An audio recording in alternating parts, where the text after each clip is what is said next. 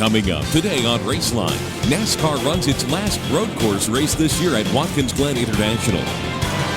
Going to the road course, there are a lot more things than just speed and handling to be concerned with, like shifting. Claire B. Lang checks it out on our Insider Report. And Haviland Ford crew chief Michael McSwain, who might be losing his driver Ricky Rudd. Those stories, our Fans Forum question of the week, and Producer's Corner, all next on Raceline. After the weekend in Indianapolis, another shakeup in the NASCAR Winston Cup point standings. But still, Sterling Marlin leads the way. Hi, everybody. I'm Joe Moore. Welcome to this week's edition of Raceline. Yes, Sterling Marlin has held the lead since the second race of the season. He's still out front by 93 points over a new second-place man. It is now Jimmy Johnson who moves up. Mark Martin had some problems at the Brickyard. He drops down another position. Also, Rusty Wallace moved up 3 spots. He's now in the top 5. And Kurt Busch, who was 5th in the standings, falls back to 10th. We'll look at the complete standings and the championship points later on in today's edition of Raceline and talk about some of those drivers involved. First, let's talk about this week's race. It's a race that could turn the points around again. The twisting, winding road course in upstate New York at Watkins Glen International. This week's race, the 22nd of the year. It's the Sirius Satellite Radio at the Glen. And here with the preview, Raceline's Dan Hubbard.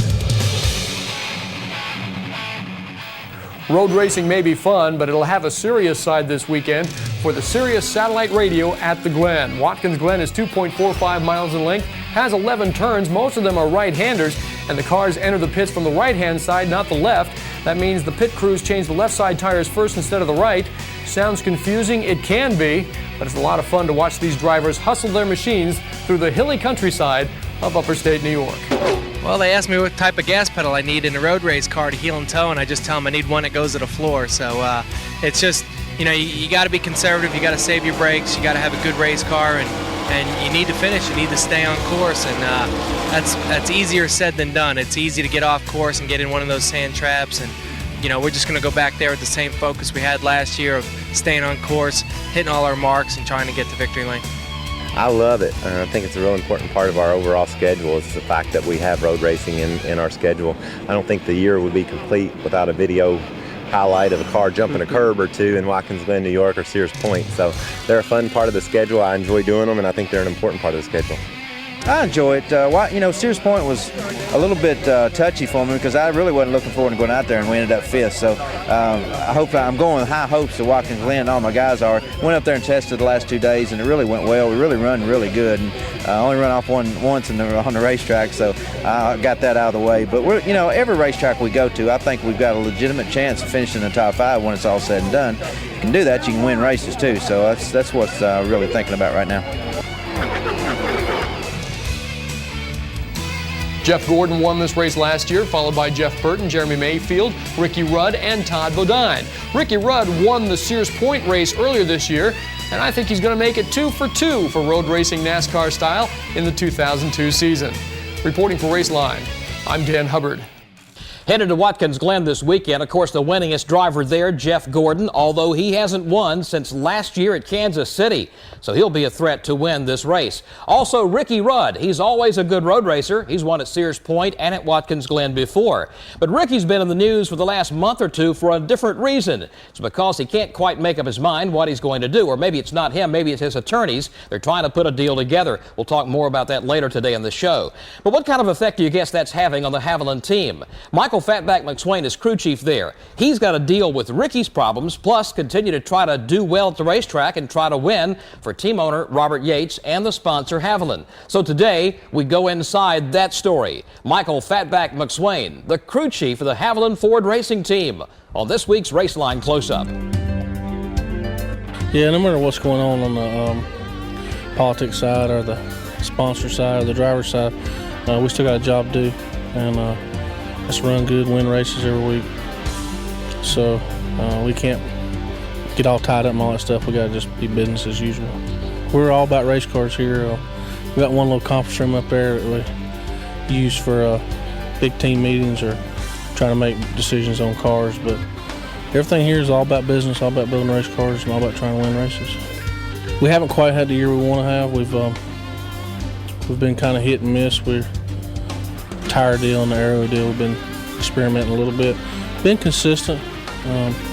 but we're actually closer number-wise in points than we were this time last year. We were second, but we were farther away numbers-wise. So we're still there. We still got a shot at it. This time of year, we always shine. So I think we can give them a run for it. I think we're actually in a better position this year than last year. We were second in points. We were expected to make a run at it. This year, I think we got the same head of steam going, same consistency going. We just, nobody's paying us any attention. Everybody's kind of leaving us alone. I think that'll be better for us because we can just concentrate on racing and not have to worry about all the hype. This team's worked hard over the past 3 or 4 years. We've done a lot of improvements, done a lot of things to make ourselves more consistent. Haven't lost a lot of people. Got a real strong background, a real strong team, a real strong, close-knit group of guys. I think regardless of who's sitting in the seat or what the situation is, that this team can win a championship as long as we can get all our pieces of our puzzles put together. If this is Ricky's last year with this team, we want to win a championship. If it's not his last year with this team, we want to win a championship. So we're just trying to stay focused on what we want to do and let all the pencil pushers take care of all that other stuff.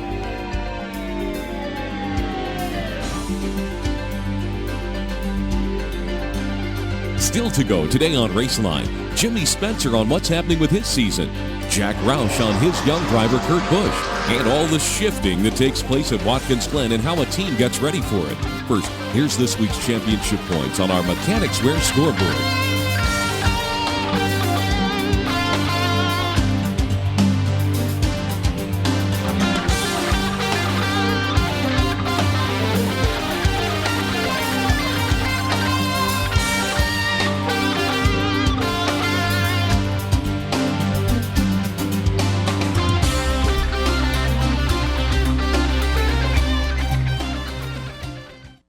Getting the job done and getting it done right. That's what it's all about. What you need is the real stuff. Mechanics Wear gloves.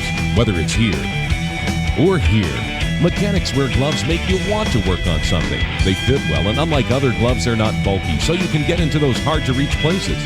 You get the job done and get it done right. And after all, that's what it's all about. Get the real stuff. Mechanics Wear gloves. Now available at Napa Auto Parts, AutoZone, Pep Boys, CarQuest, and CSK Auto.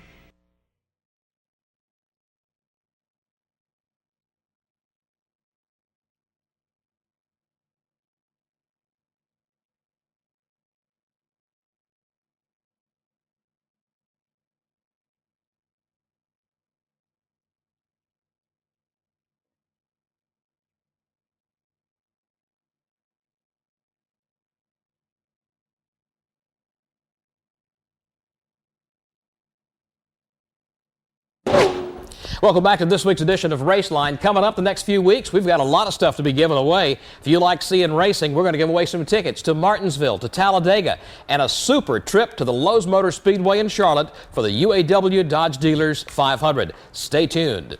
First, let's talk about the news this week. Ricky Rudd, of course, we talked about him earlier today in the show. It's expected he'll be announcing sometime this week he'll be moving to Chip Ganassi Racing next year, along with sponsor Haviland, to drive a Dodge as a teammate to Sterling Marlin and to Jimmy Spencer. Ricky's been postponing the announcement. There's been some legal problems going on there, but we think we'll know by the time we get to Watkins Glen. Of course, we thought that before we went to Indianapolis. Now, from the big rumor department, here's one you'll like. They're talking about maybe next year Tony Stewart also moving to Chip Ganassi Racing, driving a fourth Dodge there. Of course, they both have roots in open-wheel racing, so that shouldn't be too surprising, although Stewart is booked next year to stay with Joe Gibbs Racing. Meanwhile, at Chip Ganassi Racing, the Target Dodge team of Jimmy Spencer continues to have problems on and off the racetrack. They've not performed that well this year, and the ongoing feud between he and Kurt Busch continues. Latest chapter was this past weekend of the Brickyard 400 when Jimmy Spencer got into the back of Busch, and Busch claimed that he intentionally spun him out, taking him from 5th in the points all the way back to 10th because they were not able to continue, and it came the first part of the running of the Brickyard 400. Now, Jimmy and Kurt will be talking talking with NASCAR officials about 30 minutes prior to practice at Watkins Glen this weekend. They hope to calm things down and diffuse that volatile situation that dates back over a year and a half. But meanwhile, the problems of the racetrack for Jimmy Spencer, trying to perform, and so far it just is not clicking.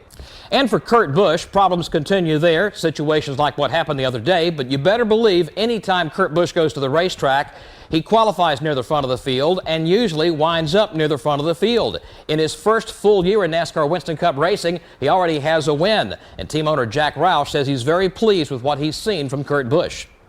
Well, the guys have got really nice cars for him, but I'm not sure how good the cars are. I think whenever he's got a little problem, he just reaches down and tries a little more and makes the car look good. So well, he runs good every place he goes, and it's hard for me to imagine that they've got it that close all the time, but he's spectacular.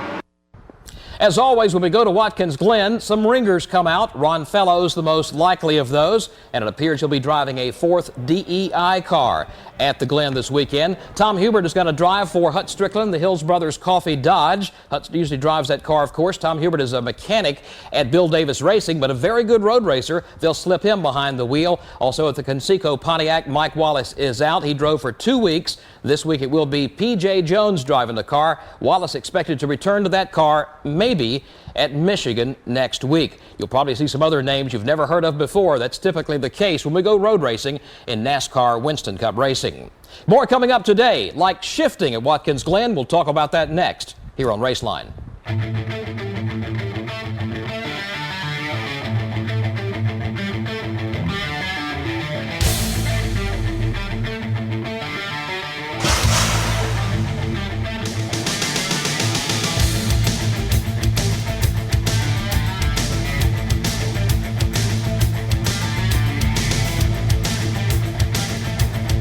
More of today's show right after this. Getting the job done and getting it done right. That's what it's all about. What you need is the real stuff. Mechanics wear gloves, whether it's here or here. Mechanics wear gloves make you want to work on something. They fit well, and unlike other gloves, they're not bulky, so you can get into those hard-to-reach places. You get the job done and get it done right. And after all, that's what it's all about. Get the real stuff. Mechanics wear gloves. Now available at Napa Auto Parts, AutoZone, Pep Boys, CarQuest, and CSK Auto. Your heart pounds. The engines roar. It's Adrenaline on Wheels. October 20th, Martinsville Speedway hosts the Old Dominion 500, and we give new meaning to the term contact sports. Get your tickets now for your very own Adrenaline Rush.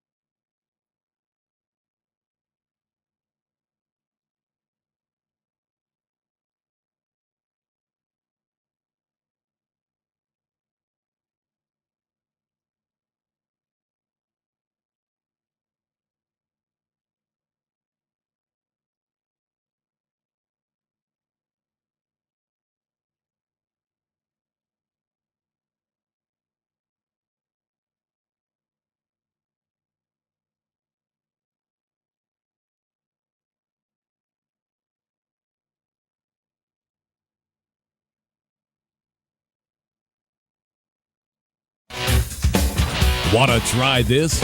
You can do it. Call the Dave Blaney Outlaw Driving Experience today at 1-877-7-OUTLAW. Back on this week's edition of Raceline, our fans forum question coming up later in the show today. We had a very interesting outpouring of response from you last week, trying to pick the 5 greatest all-time racers and the reasons for that. We'll tell you who our winner is and give you the question for this week on our fans forum. Right now, though, let's talk about Watkins Glen. At this type of race course, like at Sears Point, it's more than just speed. It's more than just handling ability, more than driver ability, more than setup on the race car. Something called shifting comes into play. Shifting and brakes. brakes, very big factors when you go road racing. And because of that, the transmission has to be almost bulletproof. It gets as much of a workout as the engine does, for the most part, going to Watkins Glen or Sears Point. So this week, Claire B. Lang looks inside what takes place in putting together that bulletproof transmission. Claire B. Lang this week on shifting at the road course on our Raceline Insider Report. At Watkins Glen, a driver focuses not only on his gauges and his line on the track, but on this, the stick shift. And back at the race shops, that means special preparation for these road course cars. This is Kenny Bainbridge, the gear and transmission specialist at Ultra Avernham Motorsports. Tell race fans about this piece of equipment. This is a rear end for a Winston Cup car. It's a 9-inch 4-gear. Whenever we go to a road course, we want to put all new ring and pinions and bearings in them. We run a heavy carrier just to put up with all the abuse that they get at the road courses. When we go to Watkins Glen, there is a specific part of the car that's more important than others. What is it? Well, the transmission and the transmission ratio is something we pay particular attention to when we go to Watkins Glen. And one of the big reasons is because of the amount of times we have to shift.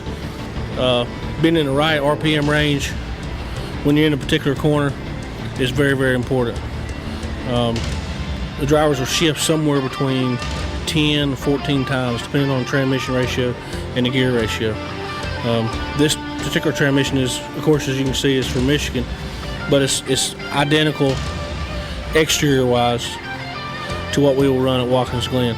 We'll have some pumps in it and some more cooling stuff in it, and the interior gears will be different. But everything else is really, really similar. Well, you got to know the RPM range of your motor and stuff like that there, and try to keep the motor, pulling at all times and stuff. That's very important, especially up through the S's and stuff. That's where you gain a lot of time at. And getting in and out of the pits is also important. So you got to have the right ratio, in first gear to get you rolling out of the pits and get you started. So all the ratios are important there at Watkins Glen. I mean, it's very important to have the right gearbox. The exterior is really, really similar. Like I say, we'll do some things for cooling. We'll do some things for keep trash out of shift mechanism. But other than that, pretty much what you see is what you get. And how is your driver at shifting at Watkins Glen? He's probably one of the better drivers anywhere we go shifting. So we always look forward to Sonoma, Watkins Glen, Pocono. We always run good there, and I think it's a lot of it's because Ricky can shift real good. Miss your shift at Watkins Glen just once, and your competitor has the gift of opportunity to pass you. From the race shops in North Carolina, I'm Claire B. Lang for Raceline. Hi, this is Ashton Lewis, driver of the number 46 Silver Air Patrol Chevrolet Monte Carlo, with this week's Tech Tip. On this week's Tech Tip, I like to talk about the shock and actually how the shock actually functions and works. What I have here is the actual shock, the shaft of the shock that'll go inside the body. And what it does is the shock body is filled with fluid, and the fluid, in order for the shock to work or to function, what it has to do is the fluid will flow in through these ports on the top side. And in order for it to actually work and for the shock to move, it has to push up the shims on the bottom side of the piston, or there's actually a little hole drilled inside of it. That hole is actually called what we call a bleed hole. And what we'll do is we'll vary the size of that bleed hole, which actually allows fluid to bypass these shims. And that's what works the real slow speed part. When you ever feel the car moving just real slowly and kind of rolling, that'd be the bleed area in the real low speed part of the low speed velocities of the shock. What it does then is once that fluid flow is fast enough to where that hole cannot flow any more fluid, it actually has to start working the shock shims. And the shims are the pieces of metal right up here, the thin pieces of metal. And the thickness of those shims determines how strong or how soft the shock is. The thicker those shims are, the harder the shock is. The thinner they are, the softer it is. What we do is we play a lot with, on the compression side, which is as that shock compresses, as that wheel goes off in the corner, the right front will usually compress. And that's the bottom side of the shims. And what we'll do is we'll try to play that and work with it and have it as soft as possible. That'll let that front end get as low as possible to the racetrack. And then what we also work with is on the rebound side of it. That shock starts trying to extend out. We'll put there and put a real strong shaft or a real strong shim stack on there. And what that'll do is actually once that car gets in the corner and settles down, it'll actually hold that car down. And we do that a lot for aerodynamics. And when shocks really first started becoming important and teams really started looking at them, they were doing it more so for the mechanical grip of it. Lately now, since we started working on the bodies and the aerodynamics have become a major part of this handling of the race car, we've used the shocks a lot more for aerodynamic reasons than actually controlling the attitude of the race car. That's again, like what I said, we'll sit there and run real soft compressions, real thin shim stacks on the compression side of it, real stiff shims on the top side of it or the rebound side of it. Therefore, once that car gets down there, it'll hold the car down there. That explains a little bit about the shocks, and I hope you understand it, and that's this week's Tech Tip. This is Ashton Lewis with the Civil Air Patrol Tech Tip. We'll see you again next week. You too can be a part of the Civil Air Patrol. Check out the website at capnhq.gov. More of today's show right after this. It's worse than I thought. I just had a guy fix it 2 months ago. You know how a flame seal tends to separate? Yeah. That's what's happening here, yeah. Oh man, I just paid $2,000 for that. Tell you what, it cost me $50 for parts and $70 for labor. I got like $100 cash in the house. Drive a hard bargain. All right. Nothing like a cool bud. Do you dream of a career in stock car racing? Then check out CrewSchool.com, a 10-week, power-packed, hands-on training course designed to prepare students for a job in stock car racing. Learn every aspect of working on a stock car. Students start with a bare chassis and build a stock car from the ground up. Classes are small and training is hands-on, so each student gets exposed to all aspects of race car mechanics. Call toll-free 877-241-8356 or log on to CrewSchool.com.